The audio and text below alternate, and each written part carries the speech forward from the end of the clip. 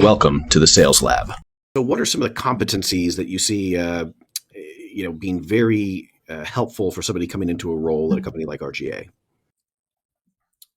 I think, being inquisitive, being curious about how things are made, and how our customers operate. I think that's one of the big things that has kept this job very interesting is that, we're sort of behind the scenes on how things are made every day. And so, as it pertains to more of the outside sales role, you have to be comfortable approaching customers. Our inside sales team, they have customers coming to them all the time, phone calls, in person, emails. So they can kind of sit back and know that the customers are coming to them. For the outside sales team, you have to be comfortable going to a customer, approaching a customer, and maybe not being invited. Maybe it's more of a cold call to start the relationship, but you have to be comfortable kind of being uncomfortable. So if you can do that for our people, a willingness to learn. There's so many products that we sell. There's so many different industries that we sell into that you would spend a career learning before you ever were 100% prepared to go out and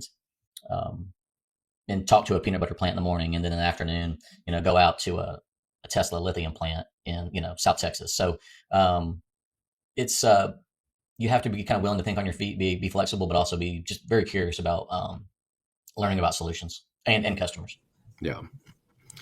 And so, I think some of those things are very similar, right? I mean, the curiosity is going to fuel with the willingness to be uncomfortable, right? I mean, what is discomfort?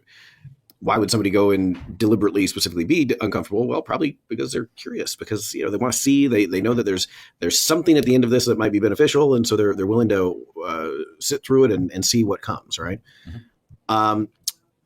Do they, somebody coming into a role with RGA, do they need to know about gaskets? Do they need some background knowledge, or can they kind of come in and learn the market from scratch?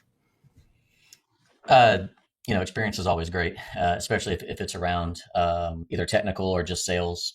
If it's product technical background, or if it's maybe a sales background, it kind of shortens the curve for someone to be successful. But I'll just give you a quick story about a sales intern we just had.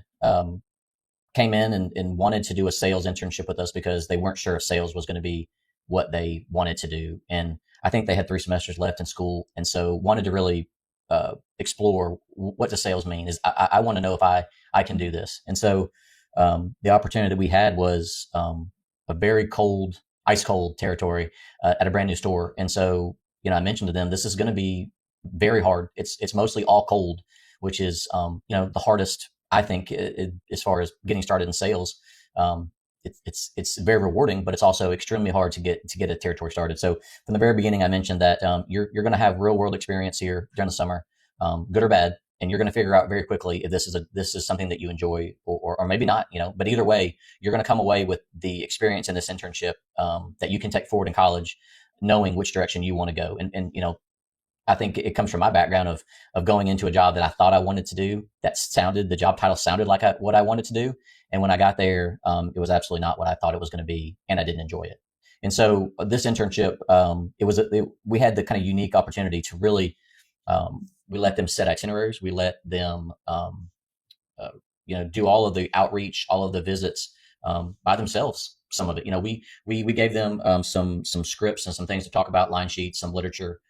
We gave them the accounts, maybe even some contacts, but he was the one that made the calls and developed those relationships. And, by the end of the summer, I think was very pleased. I was very pleased. He opened up 9 new accounts. So, fantastic job. I don't know if he gave himself enough credit because, the one thing that he kept saying was, I wish I knew product. If I knew product, man, I'd really be able to kill it.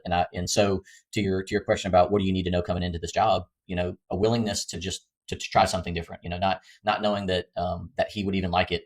He took it, kind of by the horns, and he was really successful. He really tried really hard. And so it paid off. He opened 9 accounts. But our new people, a lot of it is we will train them. If you're willing to learn, we'll give you the product knowledge specific to your territory and your accounts. But it's something where, what I tell our salespeople is the first year, I don't expect you to sell anything. And they sort of look at me confused, and I expect you to sell yourself, and I expect you to learn about our customers. That's it. Take the pressure off yourself.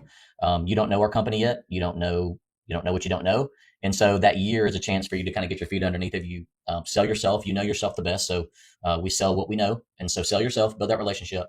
And then we'll have plenty of time to learn product. We'll have plenty of time for you to become an expert in these areas. But the first year, really just sell yourself. And I think that the intern took that to heart. He built some relationships, and he connected enough for these customers to trust that RGA is a company that they want to do business with in the future.